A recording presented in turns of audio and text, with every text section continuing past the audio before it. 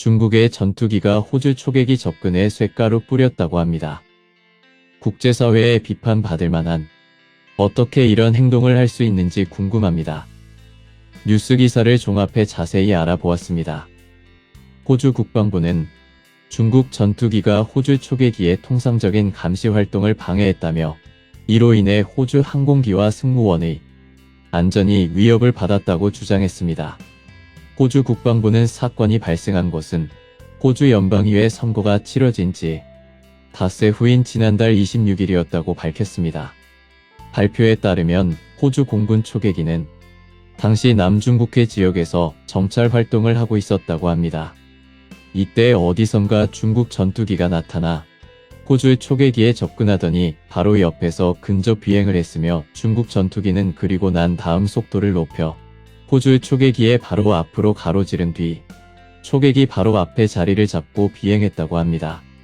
중국 전투기는 이어 한 다발의 쇳가루를 뿌렸습니다. 조명탄을 발사하면서 쇳가루도 같이 뿌린 것으로 파악됩니다.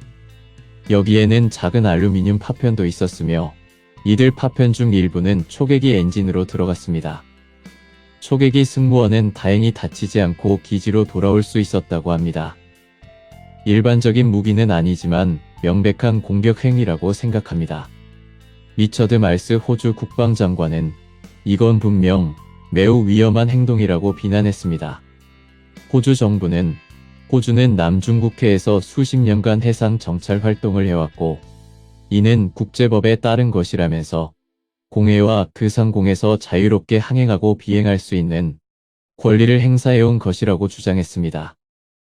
호주 정부는 중국 정부의 이번 사건에 대한 심각한 우려를 제기했습니다. 호주 공군기를 상대로 한 중국의 이러한 도발은 처음이 아니라고 합니다. 지난 2월에는 중국 해군 함정 한 척이 호주 공군의 대잠 초계기 포세이돈을 향해 레이저 빔을 발사했었다고 합니다. 지난 2일에는 캐나다 공군 초계기가 인도태평양 공역에서 북한의 유엔 제재 위반 여부를 감시하던 중 중국 전투기가 수십 차례에 걸쳐 6m에서 30m까지 근접 위협 비행을 한 사실이 알려지기도 했습니다. 왜 중국은 이러는 걸까요? 호주는 지난 21일 총선을 했습니다. 그 결과 노동당이 하원 과반을 차지하면서 9년 만에 정권 교체가 이뤄졌습니다. 노동당은 보수 성향의 전 정권인 자유당 정부보다는 중국과 우호적인 관계를 맺을 것으로 예상되었으며 새로 출범한 호주 정부의 대중국 관계는 아직 정립되지 않은 상황입니다. 앤서니 앨버니지 신임 호주 총리는 중국의 자세가 변하지 않는 한 먼저 관계 개선에 나서진 않겠다는 입장을 밝힌 바 있습니다. 양국 관계가 새 출발을 하기도 전에 발생한 이번 사태로 남중국해 긴장이 다시 고조될지도 주목되는 부분입니다. 중국은 2016년 네덜란드 헤이그의 상설중재재판소의 배적 판결에도 불구하고 계속해서 남중국해 전역의 영유권을 주장하고 있습니다. 당시 스콧 모리슨 호주 정부는 생명을 위험에 빠뜨릴 수 있는 협박 행위라고 강하게 비난했습니다. 앨버니지 총리는 이번 사태와 관련해 호주가 남중국해 상공에서 감시정을 운항하는 건 이상한 일이 아니다면서 우리는 국제법에 따라 공해와 상공에서 항해와 비행의 자유를 행사하고 있다는 입장을 냈다. 중국은 영유권 분쟁 지역인 남중국해에서 인공섬을 만들어 군사용으로 기지화하는 작업을 계속 추진하고 있는 것으로 알려졌습니다. 존 아킬리노 미군 인도태평양 사령관은 지난 3월 말 AP통신과 인터뷰에서 중국이 남중국해 인공섬 중 최소 3곳을 완전히 군사화했다고 밝혔습니다. 남중국해는 중국과 필리핀 외에도 브루나이, 말레이시아, 대만, 베트남 등 주변 국가들이 각각 영유권을 주장하는 곳입니다.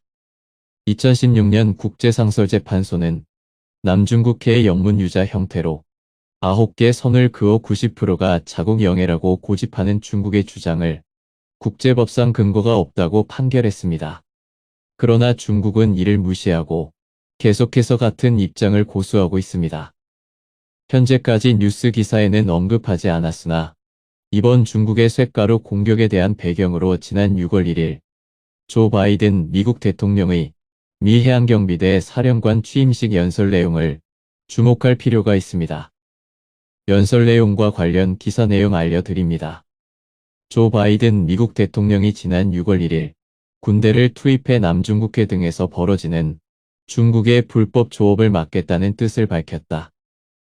남중국해에서 미중 간 군사 충돌 가능성을 배제할 수 없게 됐다. 바이든 행정부는 중국 포위 전략을 구체화하기 위해 북대서양 조약기구 나토가 이달 말 채택할 신전략 개념의 중국을 주요 위협으로 처음 명시하고 이에 맞서기 위해 한국 등 아시아 동맹국들과 나토 간 협력을 확대하겠다고 밝혔다.